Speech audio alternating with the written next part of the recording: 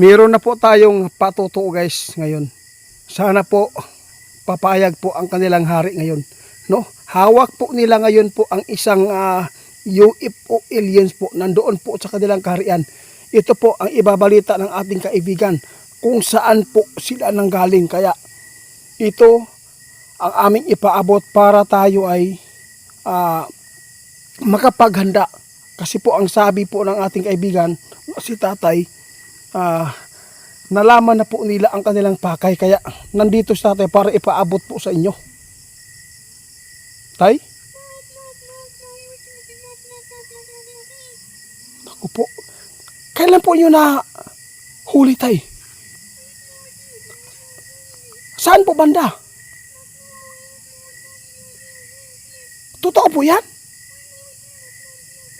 Sino po nakahuli? Naku po, hindi ako makapaniwala nito ngayon guys ha. Ang sabi po ni Tatay, yung UFO alien po, nahuli po daw nila doon sa Himpapawid guys. Ngayon, marami pala silang kasamahan doon sa Himpapawid ngayon na nag-EST na tinitingnan po daw yung mundo natin. Ano po talaga ang nakuha ninyong impormasyon tayo tungkol po dito kung bakit po sila lulusob po dito sa aming mundo? Pinag-aaralan po nila ang mundo namin kung paano po sakupin po yung mga tao.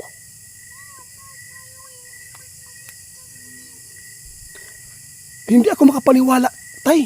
Kasi po, pwede bang makita namin po yung nahuli po ninyo na UFO alien? Sige, Tay.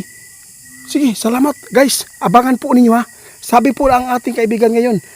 Ngayon po guys, napakalakas po talaga daw ang makakalaban po nila.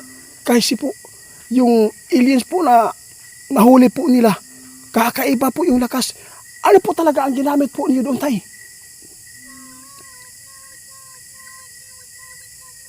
Pinagtutulungan po daw nila guys. Sa totoo lang, hindi ako makapaniwala, Tay, na ganito po yung nangyari po sa mundo namin. Bakit po sila pumupunta dito na wala namang kaming kasalanan po doon sa kanila?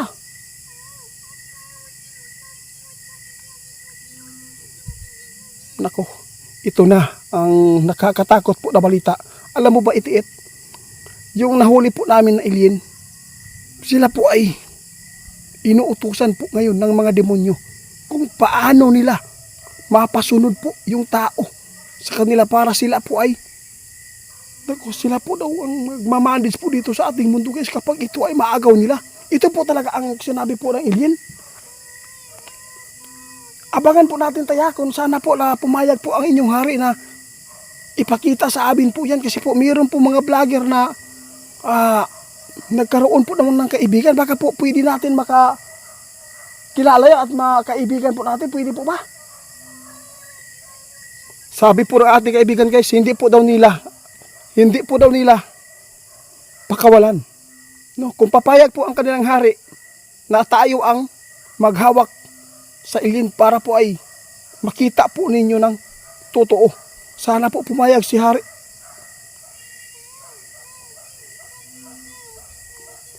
Susubukan po ng ating kaibigan ngayon dahil po ay napakadelikado po kapag ito ay makawala, dahil po pinagtutulungan po ng ating mga kaibigan, pati si kaibigan ninyo tumulong na po para mahuli.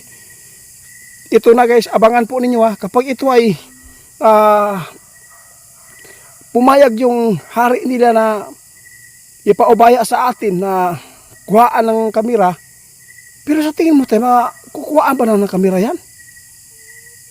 Makuhaan daw guys, basta papayag po yung hari. Kasi po napakalakas po daw nila guys. Meron po silang nagamit po na pangkuryente guys para po ikaw ay mahigop. Buti na lang hindi po kayo nahigop. Nahirapan po daw sila guys kasi po mayroon pong ginawa po yung alien po sa kanila na kapag ikaw ay tinatamaan, mapapatay ka talaga. Kaibigan, totoo po pa talaga ito kaibigan? Diliit ko makatuwa ni guys na ganito po yung nangyari ngayon dito sa ating mundo. Ano po ang may paabot po natin sa lahat po na makapanood dito? Isa na po ba ito, Tay? na nandun po sa Batangas ngayon.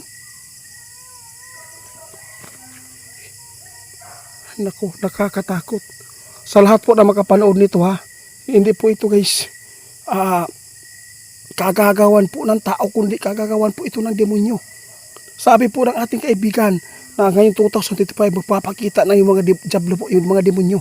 Kaya lahat po na nakikita ninyo doon sa itaas na may mga ilaw, no?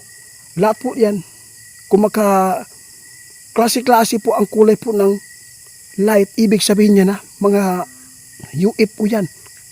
Kakaiba lang po talaga yung drones kasi hindi po yan aabot po na isang araw po sila doon nanirahan. Basta ngayon guys, marami pong mga tao ngayon na hindi po nakakaalam dito. Kasi po sabi ng ating kaibigan, ngayon po yung mga kasamaan po ng alien na huli po nila, nandun po sa doon sa kalangitan, no? Doon sa Himpapawid ngayon.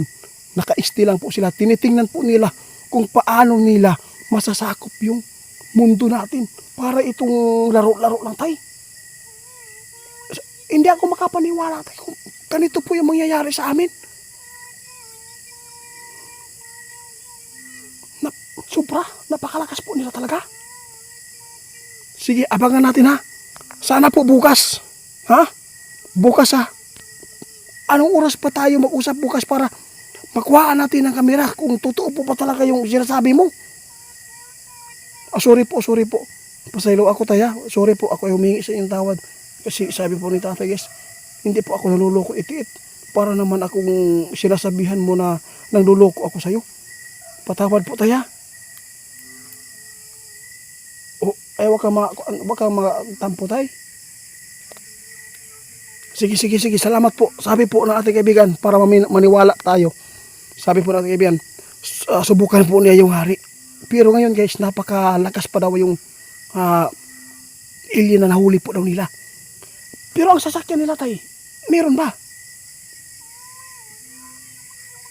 Hindi po daw nadala guys. Ibig sabihin nito, anong nangyari? Guys, hindi po nadala yung sasakyan ha. Ginagamitan po nila ng kapangyarihan para po ay matalo yung alien at maihigop din po nila. Nakuhaan po ng lakas guys kasi po pinagtutulungan nila. Kapag ito ang makakalaban po ng tao, matay, hindi ako makapaniwala guys. Akala ko sa salida lang ito, sa movie lang. Sa totoo lang tay, meron po ako itatanong sa inyo tay. Magkakaroon po ba talaga ng zombie dito sa mundo namin?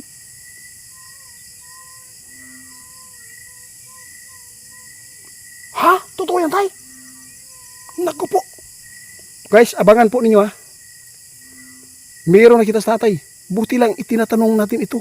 Sinabi ko po sa kanya, tayo magkakaroon po ba talaga ng zombie ngayon dito sa mundo namin? Iba po ang kanya sagot guys. Alam mo itiit. Kung gagamitin ng demonyo ngayon, yung mga robot na ginawa ng tao, pwede yan na makagawa po ng karumal-dumal po na mga gawain na pang demonyo. Abangan po ninyo. Tay, alam mo ba tayo totoo? Alam mo po talaga yung mangyayari dito sa mundo namin na yung zombie ay naku guys. Abangan po natin guys ha, na itanong po natin yan. No? Kasi marami nagtatanong sa atin kung totoo po ba ang zombie. Sabi po niya, totoo po yan. Pero mauna pa ang mga robot na ginagawa po ng mga tao. Kapag ito ay maghari ang Diablo dito, pwede po nila magagamit po daw yan guys. Parang hindi tayo makapaniwala nito guys. Kakaiba ito mga nangyayari dito sa mundo natin. Salamat kaibigan ha.